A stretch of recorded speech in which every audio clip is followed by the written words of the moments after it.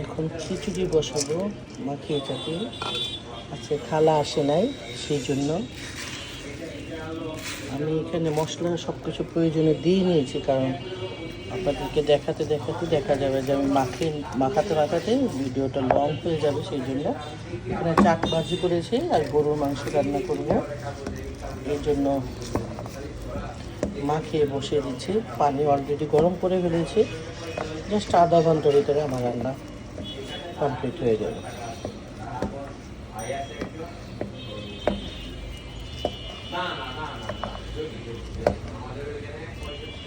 আর এটা হচ্ছে চাক ভাজি করব, এটা এখন মাখাই নেব।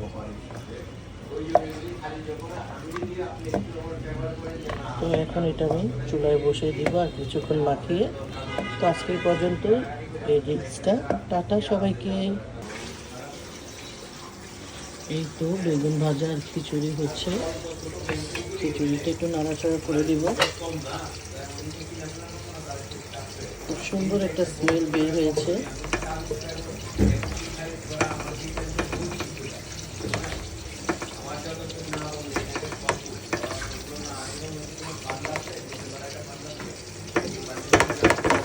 সেইটার ভিতরে ভোনা খিচুড়ি, গরুর মাংস আর বেগুন ভাজা হলে আর কি লাগে বলেন।